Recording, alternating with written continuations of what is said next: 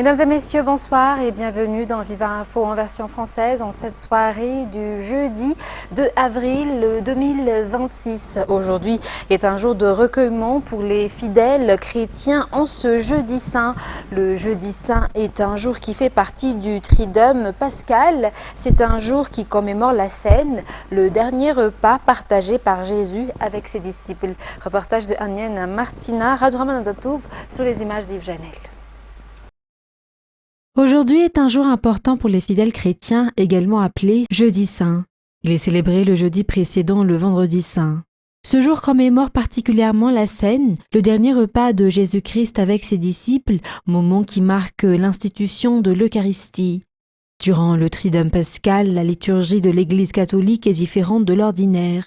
En ce Jeudi Saint, outre la célébration de l'institution de l'Eucharistie par le Seigneur, sera également accompli au cours de la messe le geste du Seigneur qui a lavé les pieds de ses disciples, symbole d'humilité et d'amour entre les hommes. Pour le Vendredi Saint demain, il n'y aura pas de messe dans l'Église catholique, mais des célébrations seront organisées dans les églises du monde entier pour commémorer la Passion du Seigneur. Et puisqu'on parle de fête pascale, parlant sécurisation, la police a mis en place des stratégies afin d'assurer la sécurité avant, pendant et après le week-end de Pâques. Ainsi, 7261 policiers seront déployés sur l'ensemble du territoire malagasy. Il est détaillé avec Felena Rakutassoul. 7261 policiers seront mobilisés dans tout Madagascar pour assurer la sécurité durant les festivités de Pâques. Ainsi, 2347 policiers seront spécifiquement affectés à la région Analamang. Les policiers assureront la sécurité avant, pendant et après les festivités. Cela a déjà commencé durant cette semaine sainte. Un dispositif particulier sera mis en place pour sécuriser les fidèles qui rentrent tard le soir. Les policiers seront ainsi présents au niveau des églises pour veiller à la sécurité lors des offices religieux tout au long de la semaine sainte. Il en sera de même pour les lieux très fréquentés et les sites de loisirs durant le week-end de Pâques. La police nationale appelle ainsi à la collaboration de tous afin que chacun puisse célébrer dans le calme et la sécurité, selon les déclarations faites à la presse aujourd'hui à Anossi. Dans la suite des actualités de ce soir, 16 enfants autistes sont pris en charge dans un centre situé à Mbouipara, qui aussi. Le constat des parents ayant des enfants autistes face à la difficulté de les intégrer dans le système scolaire classique est à l'origine de la création de ce centre. Découvrant à travers ce reportage réalisé par Christelle Rakout-Malal et Yves Janel les réalités de cet établissement. Ce centre d'éducation pour enfants différents, à Mbouiparak-Itosi, a été créé en 2022. Actuellement, 16 enfants y sont encadrés, dont la majorité sont autistes. Ils sont âgés entre 4 et 23 ans. En raison de leurs particularités, une éducation adaptée à leurs besoins spécifiques leur est dispensée. Il n'est pas facile pour les enfants différents d'assimiler les apprentissages. Cela nécessite des enseignants ayant une formation spécifique, ainsi que beaucoup de volonté et de patience. Ferdinand, par exemple, a étudié la sociologie à Ankatsu et s'est formé en tant que travailleur social spécialisé en éducation spécialisée. Les enfants arrivent à 8h30 et terminent à 15h30. Ils terminent leur déjeuner sur place et apprennent également à devenir autonomes. Les enfants autistes ne doivent pas être exposés au bruit excessif. Ils ont besoin d'attention et d'affection. Les parents doivent faire preuve de patience afin de permettre à ces enfants de s'épanouir, car les enfants autistes possèdent souvent un fort potentiel intellectuel. Malgré la bonne volonté des parents qui ont créé cette école, cela reste insuffisant, car l'éducation des enfants autistes nécessite de nombreux moyens. Ces parents ont eux-mêmes 2 filles autistes, ce qui les a poussés à mettre en place ce centre. À Madagascar, il n'existe pas encore des statistiques officielles concernant les personnes autistes. Toutefois, selon les informations disponibles, seuls 5% d'entre eux sont scolarisés dans des établissements inclusifs. Les écoles spécialisées comme celle d'Itos restent encore très peu nombreuses. D'après les parents, il n'existe pas encore de prise en charge spécifique de la part de l'État, d'où leur appel en aide. La Journée mondiale des personnes différentes est célébrée ce 2 avril.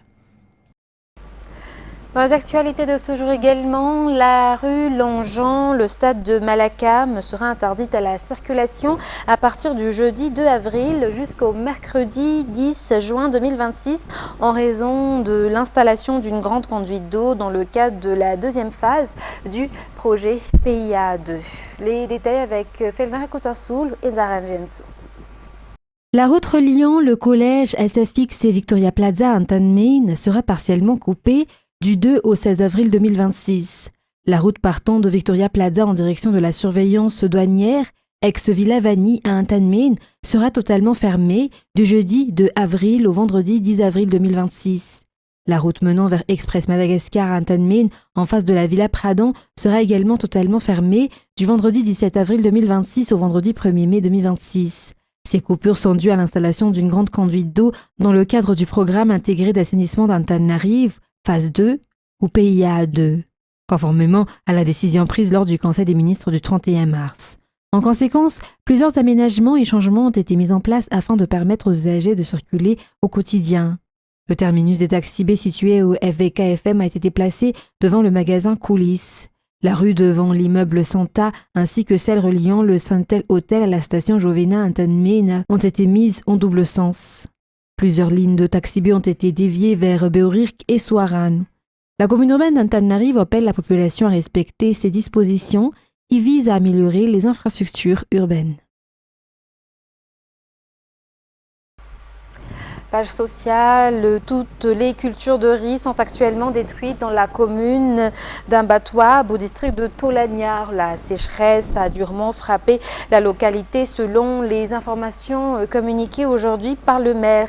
Même l'eau potable fait défaut. Les femmes sont contraintes de parcourir 2 km à pied pour aller en chercher, d'après les explications dans ce reportage de Aniana Martina et Zahran Jensou.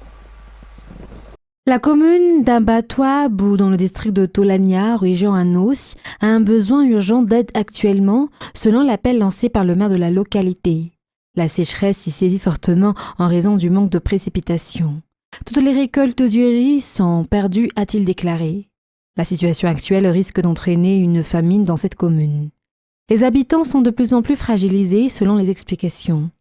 On constate également une augmentation du nombre d'enfants qui abandonnent l'école. Le maire d'Ambatouab a lancé aujourd'hui un appel pour une intervention rapide face à cette situation. L'IPC a déjà publié des prévisions concernant la situation dans le sud de l'île pour ce mois d'avril, notamment sur les risques élevés d'insécurité alimentaire causés par la sécheresse.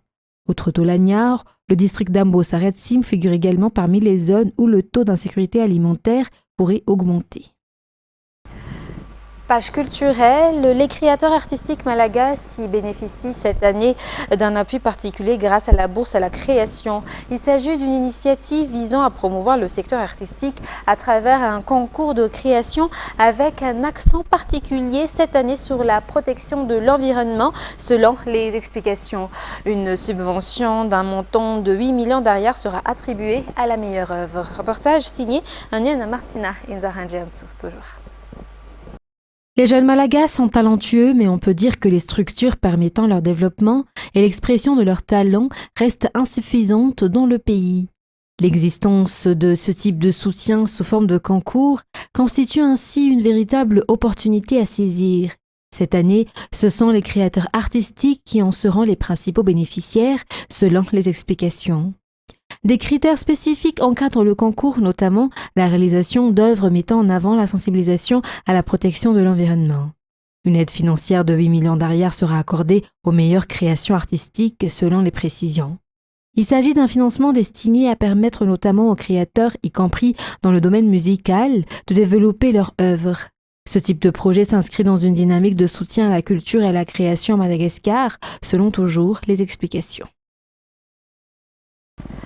Dans les actualités sportives de ce soir, les matchs allés du championnat national de basketball N1A division centrale sud pour le titre de champion de Madagascar se tiendra à Antsirabe du 11 au 19 avril prochain. 6 équipes masculines et 6 équipes féminines issues de différentes ligues régionales y participeront.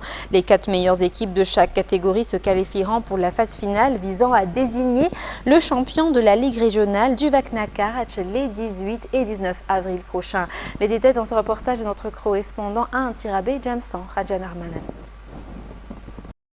La Ligue régionale du Vaknakarach accueillera donc les matchs allés de la phase des groupes pour la zone centre-sud du 11 au 19 avril dans le cadre du championnat national N1A, soit la première division du basketball malagasy pour cette saison. 6 équipes féminines et 6 équipes masculines issues de plusieurs ligues régionales y prendront part. Par ailleurs, la zone centre-nord organisera une compétition similaire à Mahajang. La Ligue de Vaknakarach a été choisie pour accueillir cette compétition nationale en raison de la qualité de ses infrastructures conformes aux normes. 3 équipes représenteront la région du Vaknakarach, le SBC chez les hommes et un Karach ainsi que GEA chez les femmes. Elles sont prêtes à défendre les couleurs de leur ligue. Les 4 meilleures équipes, tant chez les hommes que chez les femmes, disputeront la phase finale pour le titre régional N1A du Vaknakarach. Les demi-finales auront lieu le samedi 18 avril et les finales le dimanche 19 avril. La Ligue régionale du Vaknakarach est prête à accueillir la compétition, disposant de 2 infrastructures aux normes, le gymnase couvert de pistes foot et celui de Betaf. L'accueil des délégations est également bien organisé. Et parlons football à présent, les Barrières de Madagascar occupent toujours la 104e place au classement mondial du football selon la publication de la FIFA d'hier. Ainsi, aucun changement n'a été enregistré malgré la victoire par 5-2 des Barrières de Madagascar face aux Faucons Blancs du Kyrgyzstan lors de leur dernier match amical, ainsi que le match nul 1-1 contre la Guinée équatoriale. Au niveau africain, les Barrières restent également à la 22e place devant la Guinée équatoriale et les Comores. Dans les actualités internationales, Israël et les États-Unis poursuivent leurs frappes en Iran, notamment à Téhéran ce mercredi. Des complexes sidérurgiques dans le centre et le sud-ouest de la ville ont été visés. L'incertitude règne toujours autour d'un éventuel cessez-le-feu évoqué par Donald Trump, mais balayé d'un revers de main par un porte-parole iranien. France 24. Diffusées par la télévision d'État iranienne, ces images montrent l'ampleur des dégâts. Dans ce quartier de Téhéran, ces bâtiments ont tous été soufflés. Pour les secouristes, c'est une course contre la montre pour tenter de retrouver des survivants coincés sous les décombres. Vous voyez tous ces débris, c'est là que l'impact a eu lieu. C'était une zone résidentielle ici. Ces frappes israélo-américaines se sont aussi étendues au centre et au sud-ouest du pays, où plusieurs complexes sidérurgiques ont été visés. Du côté iranien, on tient à montrer ces images, ces drones lancés selon Téhéran en direction du territoire israélien, mais aussi contre des avions ravitailleurs et des bases américaines situées au Moyen-Orient. Après plus d'un mois de guerre, le régime des mollahs semble tenir bon. Et quand Donald Trump évoque des négociations avec l'Iran, la réponse du chef de la diplomatie ressemble presque à une leçon donnée à l'administration américaine. Dans la terminologie des relations internationales, le terme négociation a une définition précise. Il désigne la situation où 2 pays sont assis face à face et négocient afin de parvenir à un accord. Une telle chose n'existe pas actuellement entre nous et les États-Unis. Selon Donald Trump, son homologue Massoud Pezeshkian lui a proposé un cessez-le-feu, ce qu'a immédiatement réfuté un porte-parole iranien. Un jour rassurant, un autre belliqueux, le président des États-Unis pose désormais une condition sine qua non à la trêve, la réouverture du détroit d'Ormuz.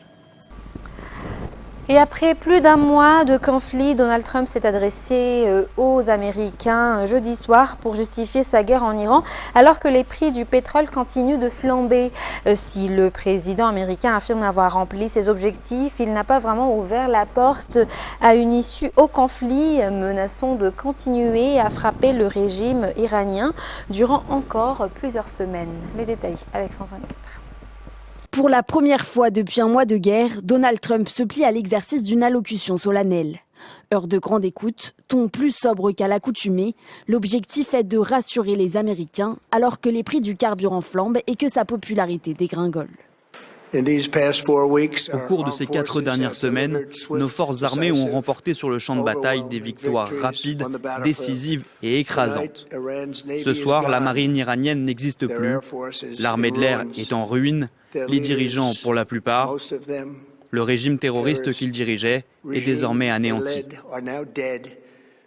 Trump affirme que ses objectifs en Iran, qui n'ont cessé de varier ces dernières semaines, sont proches d'être remplis. Le changement de régime a bien eu lieu selon lui, qui parle d'un nouveau pouvoir iranien beaucoup plus raisonnable. Mais il reste vague sur le sort de l'uranium enrichi possédé par Téhéran. Et pas un mot sur un éventuel déploiement de troupes au sol qui serait très impopulaire aux États-Unis. Impatient de trouver une issue à ce conflit qui s'enlise, Trump évoque une fin des frappes dans 2 ou 3 semaines et menace les infrastructures civiles iraniennes. En l'absence d'accord, nous frapperons de plein fouet et probablement simultanément chacune de leurs centrales électriques. Quant au détroit d'Ormuz, il s'ouvrira de lui-même une fois le conflit terminé, selon Donald Trump. Bien loin des certitudes du président américain sur l'issue du conflit, l'Iran a accueilli ce discours par une salve de missiles tirés sur Israël, signe que le régime et ses capacités militaires sont encore loin d'être anéantis. Dans le reste des actualités internationales, les 4 astronautes de la mission Artemis 2 de la NASA se sont envolés hier mercredi pour un aller-retour de 10 jours autour de la Lune. Une mission test pour ouvrir la voie à un retour sur le sol lunaire en 2028. Le point, toujours avec France 24. Tous les voyants sont au vert sur la base floridienne de Cap Canaveral. Artemis 2 prend son envol. Objectif Lune. Ils sont des centaines à être venus assister au lancement de la fusée. En 8 minutes, elle atteint la vitesse vertigineuse de 28 000 km/h. C'est en quelque sorte un moment historique. Cela fait plus de 50 ans que nous ne sommes pas allés sur la Lune et pouvoir en être témoin en personne, c'est quelque chose de magique. Premier vol habité autour de la Lune depuis 1972, la mission Artemis 2 doit durer 10 jours. Après son départ, la fusée ira jusqu'à la Lune, à plus de 384 000 km de la Terre, la plus longue distance jamais effectuée pour un vol habité. Elle contournera notre satellite naturel sans s'y poser, puis reviendra sur Terre. La mission a pour but de préparer un futur alunissage d'ici 2028. Mais pour cet astrophysicien, cette mission menée par la NASA n'est qu'une étape de plus vers l'objectif ultime des États-Unis, la planète Mars. Maintenant, il y a un retour sur la Lune qui est en fait un retour sur la Lune pour préparer des vols habités vers Mars. C'est-à-dire d'abord des missions automatiques qui vont survoler Mars, puis des missions automatiques qui vont se mettre en orbite, puis des missions automatiques habitées en orbite martienne, et enfin, dans les années 2040-2050, un équipage qui va se poser sur Mars. Pour mener à bien Artemis 2, une équipe inédite de 4 astronautes. Aux côtés de l'Américain Reed Wiseman, une femme, Christina Cook, un Afro-Américain, Victor Glover, et un non-américain, le Canadien Jeremy Hansen. Des grandes premières sur un vol lunaire habité. Fin de ce journal, mesdames et messieurs, nous vous remercions de votre fidélité. Très bonne suite de programme et très bonne soirée sur Viva. Au revoir.